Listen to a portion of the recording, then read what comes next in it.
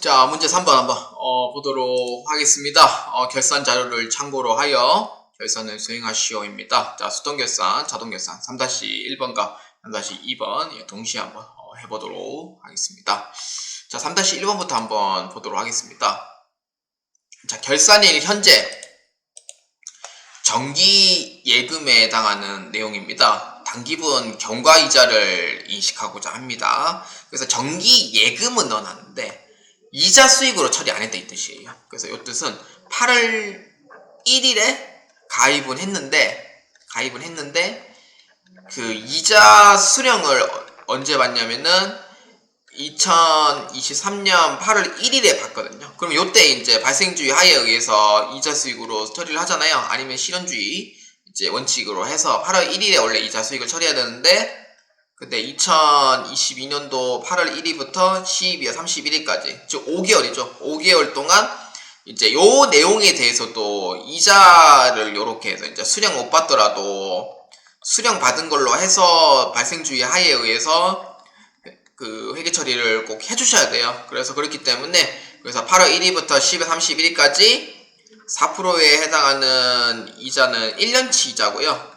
1년치잖아요. 그 중에서 이제 5개월만큼은 이자를 못 받았으니까 회계 처리하세요 라는 뜻이에요. 자, 그래서 언제 하냐? 12월 31일자에 해주면 되는 거죠. 그렇기 때문에 자, 한번 보도록 하겠습니다. 자, 일단은 요 기간 계산부터 한번 먼저 해봐야 되는데 기간 계산을 이제 어떻게 이제 해야 되냐면은 지금 발생 일자가 2022년도 8월 1일부터 2023년도 8월 1일까지 이렇게 이제 1년 만기 정기예금이고요. 1년 만기 정기예금이고요. 그렇기 때문에 아까 얘기했듯이 발생주의 하에 의해서 8월 1일부터 12월 31일까지는 이자를 받은 게 아니에요. 이자 수령을 받은 것이 아니기 때문에 그래도 발생주의 하에 의해서 회계 처리는 해야 됩니다 라는 논리를 갖게 되죠. 그렇기 때문에 연 이자율은 그러니까 1년치죠. 1년간 이자율은 4%에 해당이 돼요. 1년간의 이자율은 4%에 해당이 되고요. 그렇기 때문에 3천만원에 이렇게 해서 이제 4%만큼 계산해 주면 돼요. 얼마냐면은 120만원입니다. 그러니까 내가 1년 동안 받아야 될 이자가 120만원이 이제 됩니다. 다시 한번 더 계산해 보자면은 120만원 맞아요. 120만원이 맞고 그래서 여기서 이제 계산해 보자면은 기간은 몇 개월이냐면은 5개월입니다. 8월 1일부터 이제 12월 31일까지 기간은 5개월치만큼 이자를 못 받았으니 게다가 이제 1년치는 했을 때 120만원이죠. 120만원에 12달 나누면은 10만원입니다. 그래서 얼마만큼 내가 받아야 되냐면은 1년 12월 말까지 50만원치를 받아야 되는데 못 받은 거죠. 그렇기 때문에 여러분들 이제 50만원치에 대한 회계 처리를 한번 해보도록 하겠습니다. 당연히 이제 이자를 못 받았으니 미수 수익으로 처리를 해줘야 됩니다. 자, 일반 전폐자 클릭합니다. 자, 12월 31일입니다.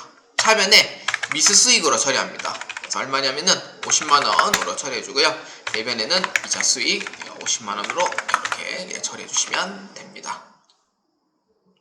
5개월 맞죠? 자, 1번은 이렇게 해서 이제 회계 처리를 해주면 되고요. 그 다음에 2번 같은 경우에는 이제 세 가지 내용이 있는데 이 세 가지 내용을 한번 보도록 하겠습니다. 자, 2-1번부터 한번 보자면요. 기말 현재 퇴직급여 추계액 전액을 퇴직급여 충당부채로 설정하고자 합니다.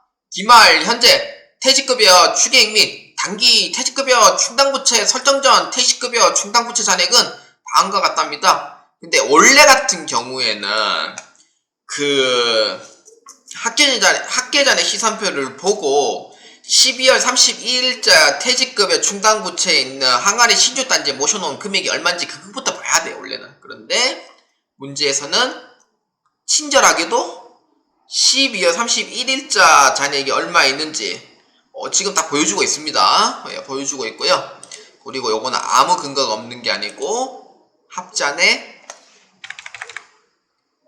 이렇게 해서 이제 퇴직급여 충당 부채가 얼마 있는지 비유동 부채로 보시면은 이제 되어 있어요. 5,200. 이 두 개 합치면 5,200이 됩니다. 근데 5,200인데 사실 이 퇴직급여 충당 부채를 잡을 때 이 5,200이 제조에 해당하는 금액이 얼마인지 모르고 판관에 해당하는 금액이 얼마인지를 몰라요. 그렇기 때문에 요거를 설정할 때는 회사에서는 엑셀로 요렇게 해서 이제 그 구성명체서처럼 해가지고 작성을 해 놓습니다. 그러고 나서 이제 퇴직급여 추계액을 설정을 해서 잡아놓거든요. 근데 이제 개정 과목은 퇴직급여 충당부채를 전체를 잡아놓긴 하지만 근데 이제 추측을 할 때는 제조 부분에 얼마, 판관에 얼마 구분해서 이렇게 처리를 합니다. 근데 개정 과목이 하나로 이렇게 뭉쳐져 있다 보니까 사실 요거는 그 대조업이 이제 얼마만큼 설정됐는지 보려면은 이제 장부를 다 뒤져볼 수밖에 없어요. 그렇기 때문에 엑셀 파일에도 이제 따로 저장을 또 해놓는 그런 경우도 있습니다.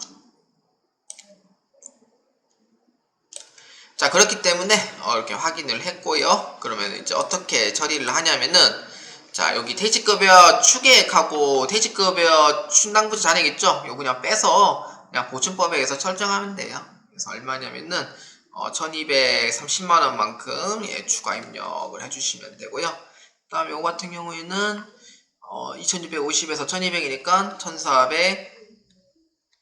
1450만원만큼 이렇게 해서 이제 추가로 넣어주시면 됩니다.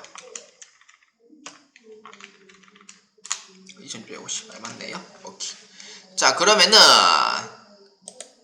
회계 처리는 두 가지 방법이 있습니다. 첫 번째는 수동결산으로 한다든지 두 번째는 자동결산하는 방법인데 결산자료 입력에 자 클릭하겠습니다. 자, 생산부에 해당하는 퇴직급여 1200에 1230만원 넣어줍니다. 요건 생산부 거예요. 생산부 거 노무비. 그 다음에 판매비와 관리비에 내려다 보시면은 퇴직급여 1200 입력하는 칸이 있습니다. 여기에 1450만원 이렇게 이제 넣어주시면 되겠습니다. 자, 그 다음, 자, 2-2번 한번 보도록 하겠습니다. 기말재고자산 현황이고요. 평가액은 4,500에 1억 500으로 돼 있는데, 자, 요 칸을 한번 보아주시겠어요? 요 밑에 거. 세무 2급도, TAT 2급도 똑같이 조건 거는 경우도 있어요. 기말재고자산 현황을. 자, 한번 보도록 합시다. 자, 기말 원재료 평가액은요, 선적지 인도 조건에 운송 중인 재고 500만원이 포함되어 있지 않답니다. 그러니까 선적지 인도 조건인데, 기준점이 누구냐면은 매입자 기준을 보고 있어요. 매입자 기준으로 이제 두고 있고요. 그 매입자 기준을 두면은 지금 원재료를 의미하잖아요. 그래서 원재료인데, 게다가 선적지 인도 조건이거든요. 그래서 원재료에 이 기말 재고액을 포함시켜줘야 돼요. 선적지 인도 조건은. 매입자인 경우에는. 근데 매출자인 경우에는 조정 자체를 아예 안 하고. 근데 만약에 포함되어 있다고 하면은 빼줘야 되고요. 그렇게 해서 이제 조정을 해줍니다. 그런데 이제 500만원이 포함이 안 돼 있잖아요. 그렇기 때문에 원재료 같은 경우에는 4,500만원에서 500만원만큼 포함해 줍니다. 그래서 얼마냐면은